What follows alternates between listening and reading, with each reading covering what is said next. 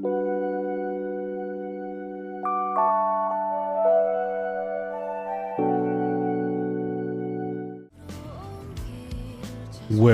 back to the channel, guys. Today I'll be playing some more Stellar Blade. This time I'll be trying and seeing if it's playable at 8K natively on the RTX 5090.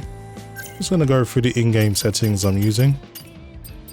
So playing at a resolution of 7680 by 4320, and I'm using no motion blur, no film grain, no chromatic aberration, and I'm also using the in-game's TAA rather than DLSS or DLAA, because DLAA does come with a bit of a performance hit, and in this situation I need all the performance I can get.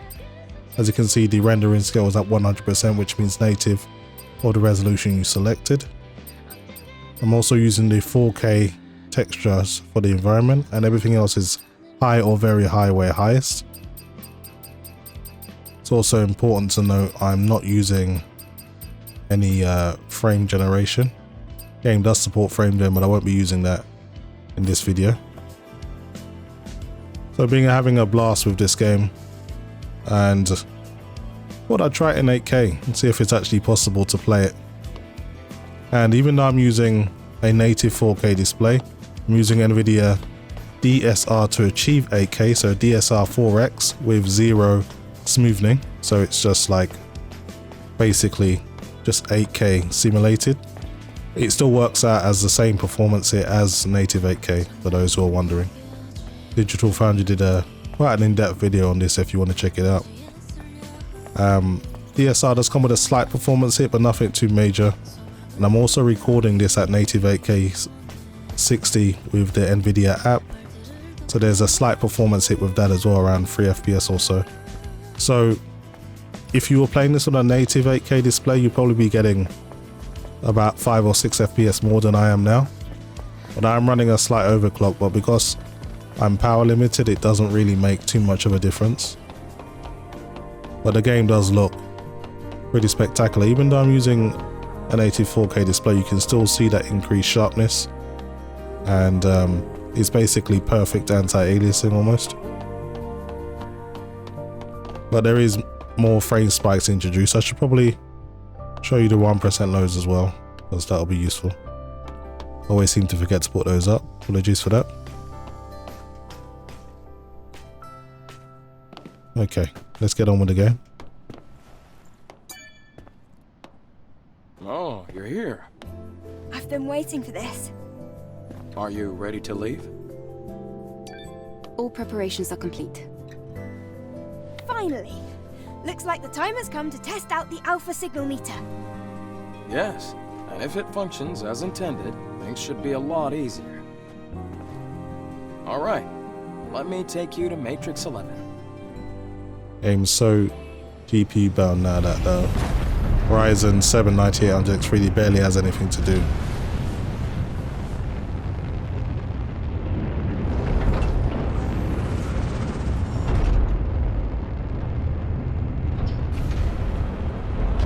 You can see the textures on the ship look a little bit dated. Unfortunately, all of the environment got the texture update. And that's the thing about playing at these higher resolutions. Sometimes it actually exposes the low quality textures that the game is using, so it's not always a good thing.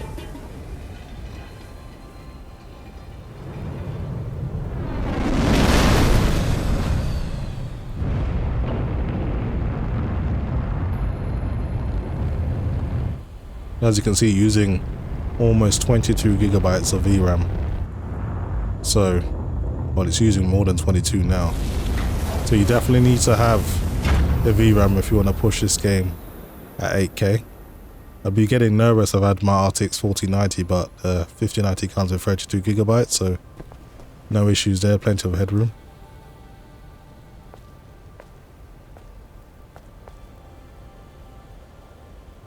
Okay, new area for me to explore. I haven't been here before, so I'm just gonna have a quick look around.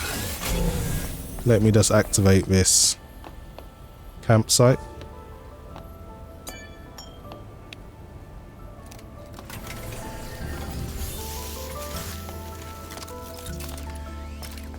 Okay.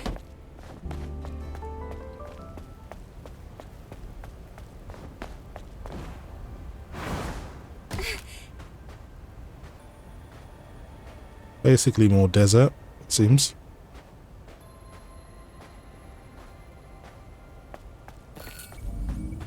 Looks like we'll be underground for this level. So far though, you're not going to hold a 60 FPS experience, that's for sure.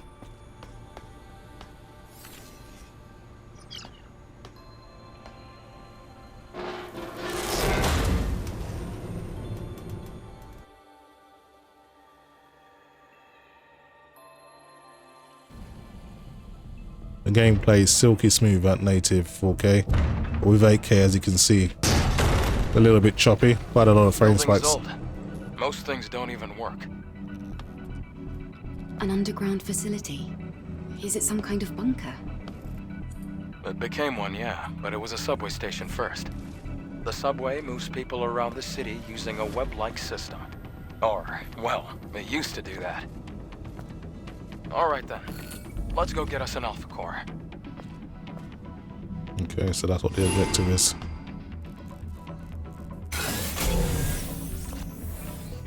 Okay. Lily, did you locate the core? One moment, please. I'm rebuilding the map data. I'll go inside first. Just gonna make my way through all these carriages then.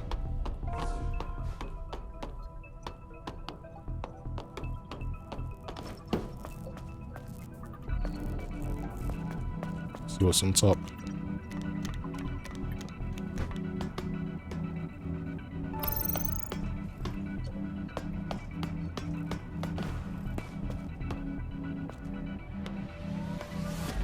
Watch out! This place is old. Structural integrity might be compromised. Keep that in mind.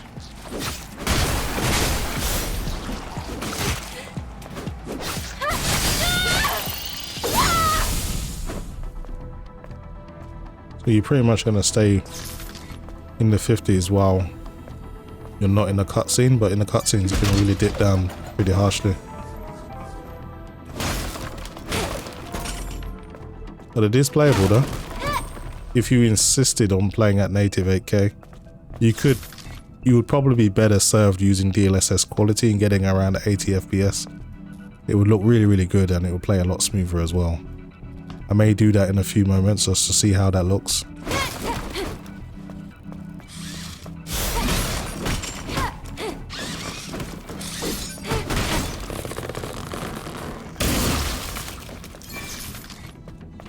Isn't that a nice surprise?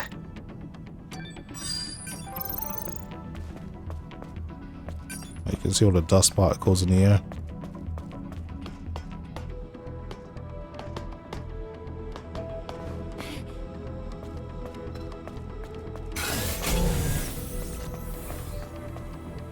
Hopefully this one doesn't have a code. No, it's just one of the puzzles.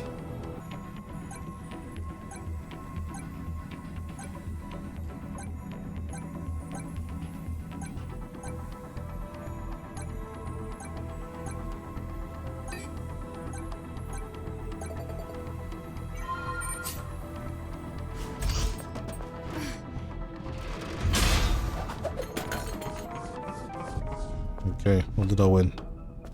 That's all of the parts you need to make other suits and other things.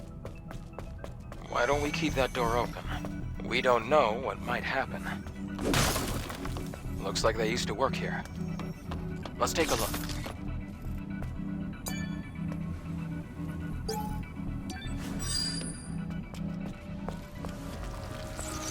Hold on. I heard something. Behind you!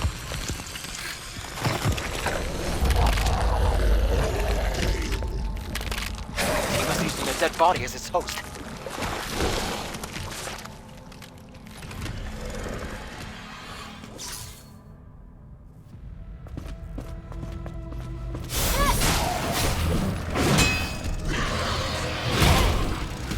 Let's go.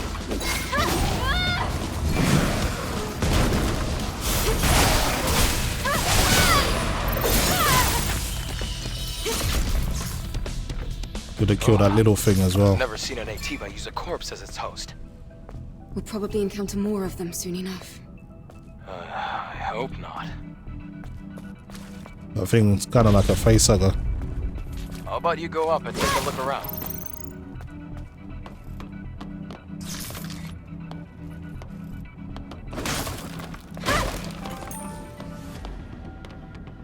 VRAM's dropped down to 19 gigabyte now, so I guess it depends where you are.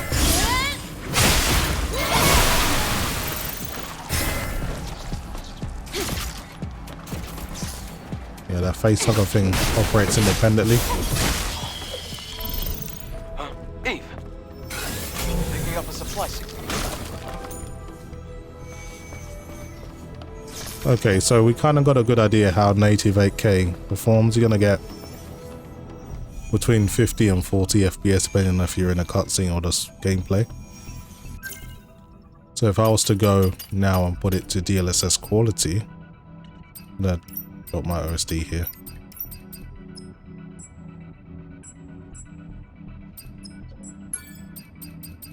So DLSS quality now with no frame gen.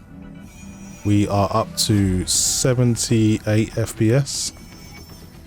So, and it looks almost as good. On this I can't really tell a difference.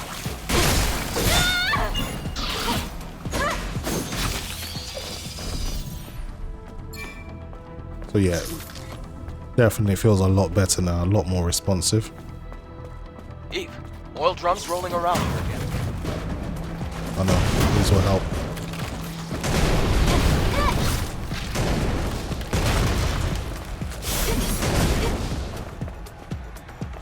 Alright, these guys are going to try and ambush me.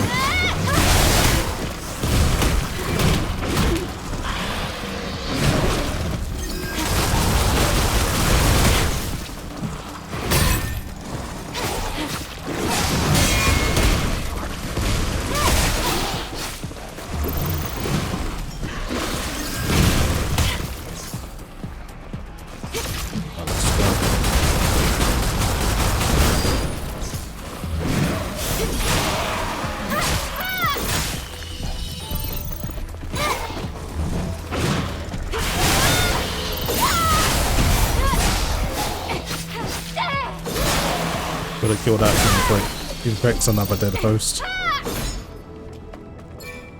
Okay, they're all dead.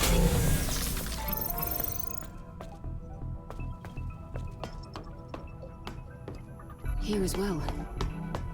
Yes, there are traces of survivors that lived here. I wonder how long it's been since the sound of a piano echoed down this tunnel.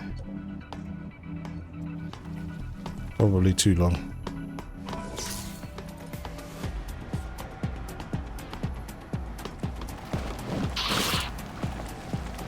All these damn things.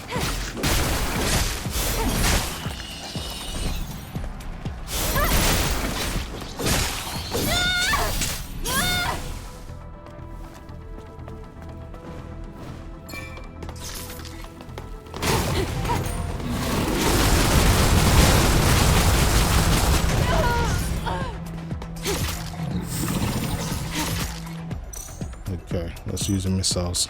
But you know what? Let's use the blaster cell.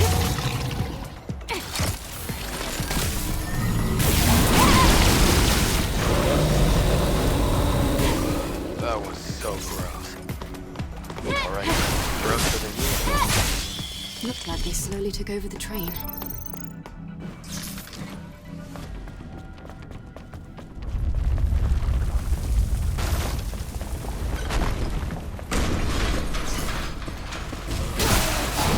These things just keep breaking out of anything.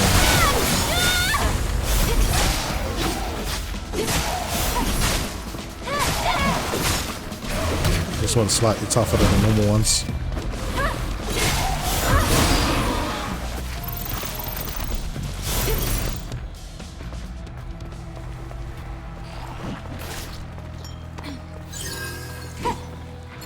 Probably deal with this.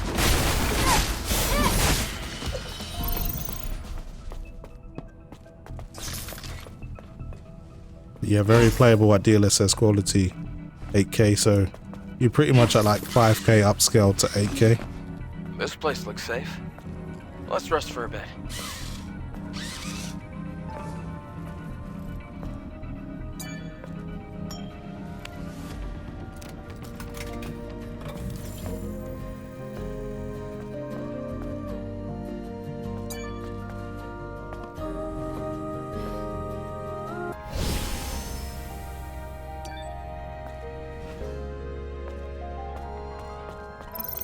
Alright, let's grab everything and go.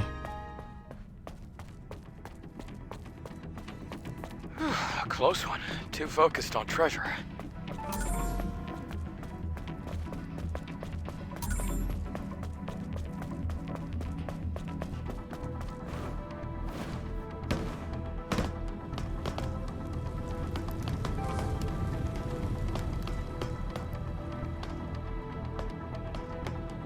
Okay, nothing more in here.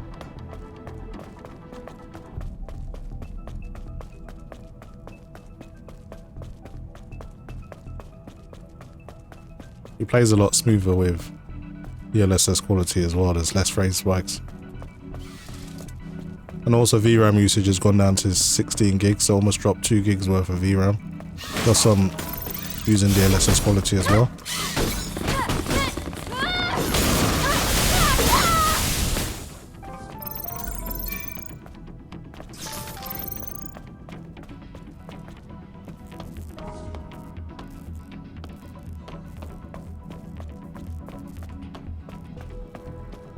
Yeah, I just wanted to see what DLSS would look like and put it back to native 8K. That's what this test is really about, but I just wanted to demonstrate that you don't have to settle for that if you don't want to. You can see now back down to the 50 FPS range, all the way back up to 18 gigabytes, so straight 2 gigabyte increase in VRAM usage just from doing that. So you can see just how much DLSS saves when it comes to VRAM.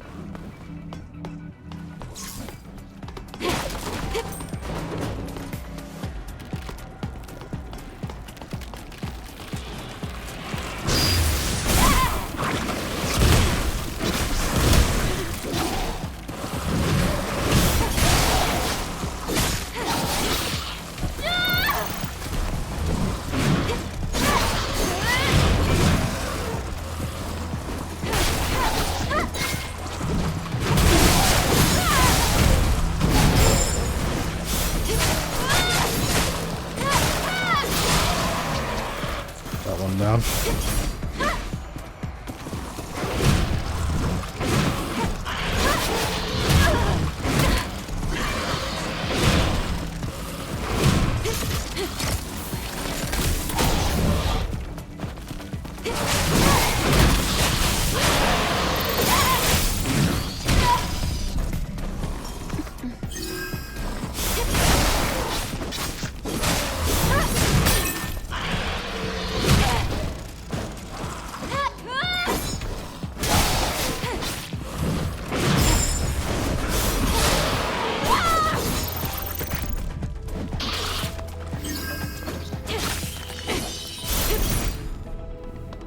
Okay, that's all of them.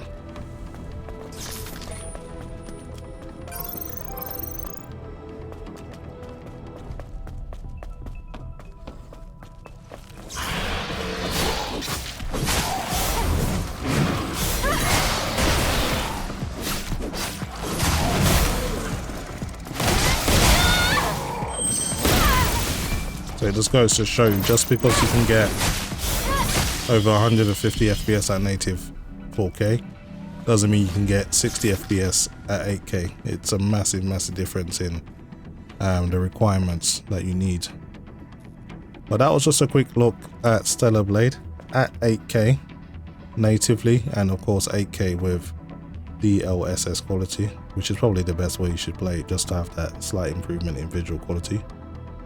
But this is just an experiment, of course. I wouldn't recommend anyone running it at these settings, but it looks cool and it is playable.